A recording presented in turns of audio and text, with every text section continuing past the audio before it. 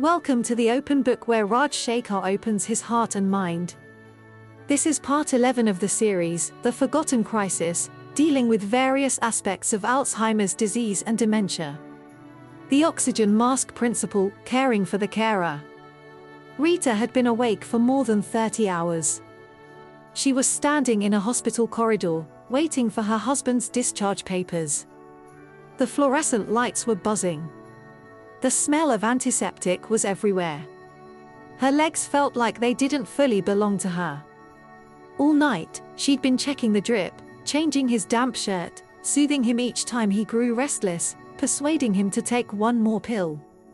The nurse handed her the file. Rita gave a tired smile, turned to call a taxi, and suddenly the floor seemed to tilt. Her breath turned shallow. Tears ran down her face before she even realized she was crying. Someone pulled a chair up and helped her sit. She just kept repeating, "I'm fine. I'm fine." But she wasn't fine. She hadn't eaten properly in a day. She hadn't slept for more than 40 minutes at a stretch. Later, her smartwatch told the full story: high heart rate, broken sleep, tiny fragments of rest instead of real sleep. Oxygen mask principle. We've all heard the airline announcement. Put on your own oxygen mask before helping others. Caregivers almost always do the opposite. They skip meals. They sacrifice sleep. They give up exercise and hobbies. They ignore their own pain, their own checkups, their own feelings. The more they love, the more they give. And the more they give, the more they forget themselves. Here's the hard truth: this does not make caregiving better. It makes it harder. Doctors, scientists, and dementia specialists now say it very clearly. A carer who takes care of themselves can give better care. The World Health Organization even created a module called Caring for Me in its iSupport program. It reminds families that the caregiver's health is part of the treatment plan. Caregiving is love. But love cannot run on an empty tank. Compassion fatigue, the hidden cost. Across the world, caregivers experience something called compassion fatigue. The emotional and physical exhaustion that builds up when you are constantly exposed to someone else's suffering or confusion. In dementia, this is especially tough. The journey is long. There's no quick fix. And you watch someone you love slowly change, sometimes disappear, yet still need you every hour. Many caregivers get trapped in a cycle. A fall. A restless night. Wandering. Agitation. Your stress shoots up.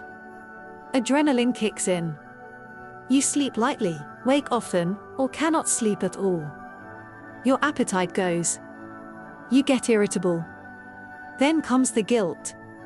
I shouldn't have snapped. Why am I so frustrated? I must do better tomorrow.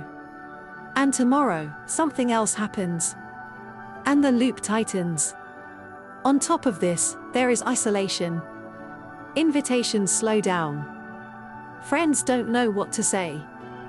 You decline social events because you can't leave the person alone. Days blur into each other. Quietly, your life becomes smaller and smaller. If this sounds familiar, please hear this. None of this is a personal failure. This is what happens when one human being tries to carry more than any one person should. Self-care is real practical medicine. When I say self-care, I don't mean candles and spa days. I mean the basic biology you need to stay standing. First, sleep. Sleep is not a luxury. It is medicine. Adults still need 7 to 9 hours.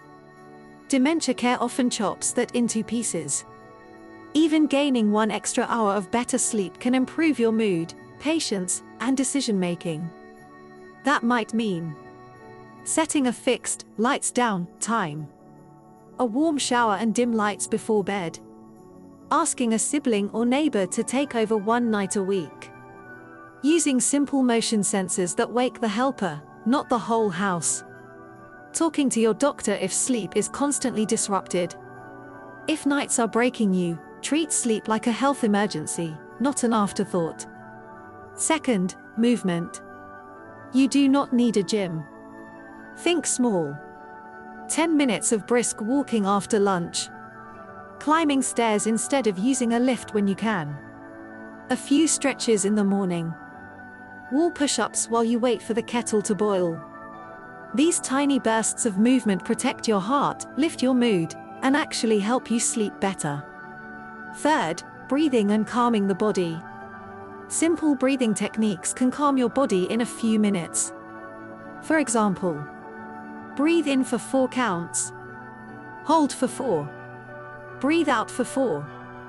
Hold for 4. That's called box breathing. You can do it in a hospital corridor, in the bathroom, or sitting beside the bed. Carer training programs, including WHO's iSupport, also teach you how to handle difficult behavior, communicate more clearly, and solve problems calmly. When you feel more skilled, your stress automatically goes down. Routines, boundaries, and tiny habits. In many families, life is unpredictable. So instead of chasing a perfect routine, think of tiny habits. A simple, wind-down ritual at night. A snack box with nuts, fruit, yogurt so you don't skip meals. Fixing certain tasks on certain days. Oh, Mondays for medical appointments. Oh, Wednesdays for paperwork. Oh, Saturdays for family coordination. And then there are boundaries.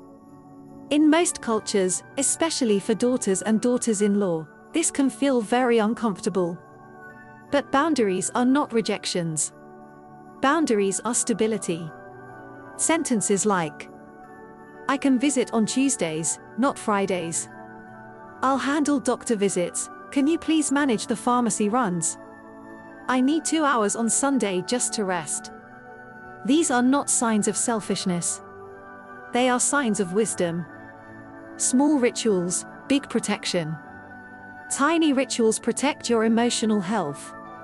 A quiet cup of tea on the balcony. 10 minutes of sunshine. A short call with a friend. 1 page of journaling at night. 3 slow breaths before you sleep. Some carers end each day with a quick oxygen check. Did I eat today? Did I move today? Did I talk to another adult? Is there one small thing I'm looking forward to tomorrow? Is my sleep window protected tonight? That 5-minute check can keep you steady through long months. Managing guilt, the biggest barrier. When we love someone, we want to do everything ourselves. Asking for help feels like failing in your duty. But duty does not mean destroying yourself. Duty means sustaining yourself so you can care with patience, love, and dignity. More families now share responsibilities. Rotating tasks between siblings. Hiring trained help for a few hours a week. Using daycare centers or short-stay facilities so the main caregiver can rest. Support groups and memory clinics are also lifelines. In these rooms, someone shares how they handled night wandering. Someone else has a tip about diapers that don't leak. Someone breaks down and cries. Someone laughs for the first time in months. You realize, I am not the only one. Counseling can also help you manage frustration, set boundaries, and process the silent grief of watching someone you love fade away. So what happened to Rita? A few weeks after that collapse in the hospital corridor, Rita made some changes. Her brother agreed to take 1 night a week. They installed a simple motion chime that woke him instead of her. She fixed a sleep window for herself, even if it wasn't perfect. One morning, she woke up and checked the time. 6:10 a.m. She had slept 6 hours. Not ideal, but the longest stretch in a month.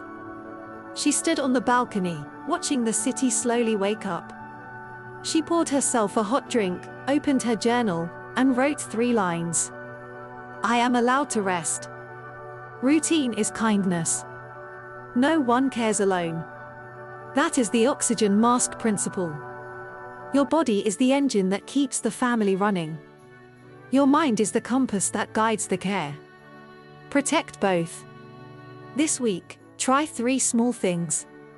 1. Choose a sleep window and guard it. 2. Walk 10 minutes after lunch each day. 3. Ask for 1 small block of respite time, even just 2 hours, and use it to rest, not to run errands. Caregiving is a marathon made of many sprints. With pacing, support, and breath, you can walk this road with dignity, your own, and your loved ones. In our next episode, Part 12, Beyond Amyloid, we'll step into the world of Alzheimer's research in very simple language. What are the new treatments? What still confuses scientists? And where does real hope lie right now? Join me next Thursday. Until then, remember, you are not alone, and you are allowed to breathe. Thanks for joining me on The Open Book.